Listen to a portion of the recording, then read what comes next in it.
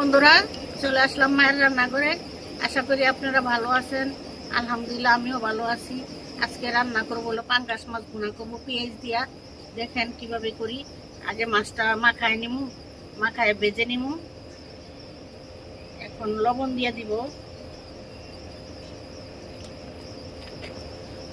মরিচের ফাঁকি দিয়ে দিব হাফ চামচ, হলুদের ফাঁকি দিয়ে দিব হাফ চামচ, তেল দিয়ে দিব সাদা তেল 1 চামচের মতো। সবগুলো মাখায় নিব।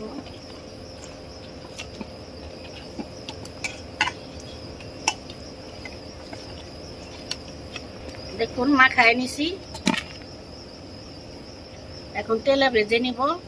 আবার চলে আসলাম চুলায় মাছ ভাজতে। মাছটাকে ভেজে নিব।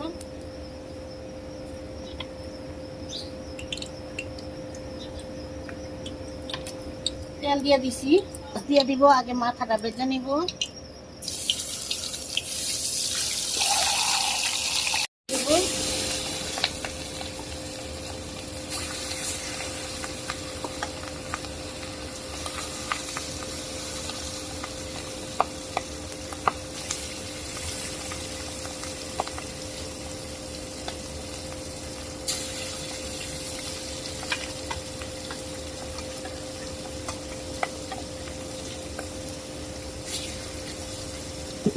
হয়ে গেছে, ভাজা হয়ে গেছে, তুলে নিব।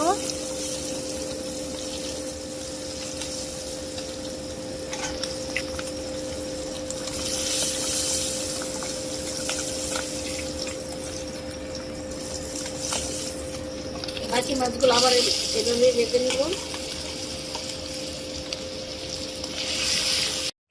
কাঁচামরিচ দিয়ে দিব।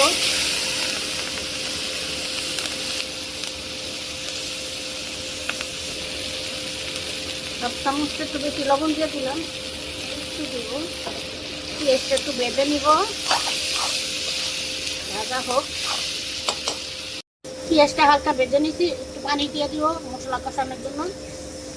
5 চামচের মতো আদা রসুন বাটা দিয়ে দিলাম।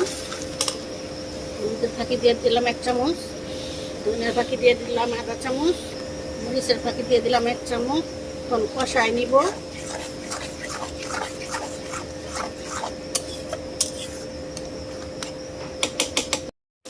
মশলা কষানো হয়ে গেছে, এখন একটু জল দিয়ে দিব।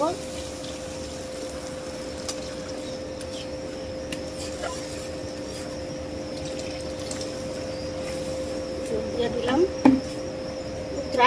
তারপরে দিব মাছ দিব। চলে আসলাম, এখন মাছ দিয়ে দিব। মাথাটা আগে দিয়ে দিছি।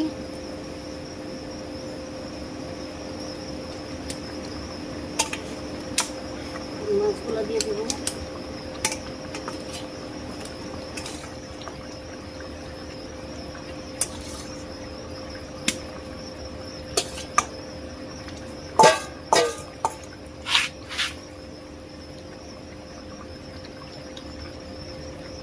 রেখে দিব।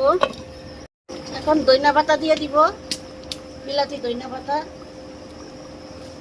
আমি নিজেই লাগাইছি।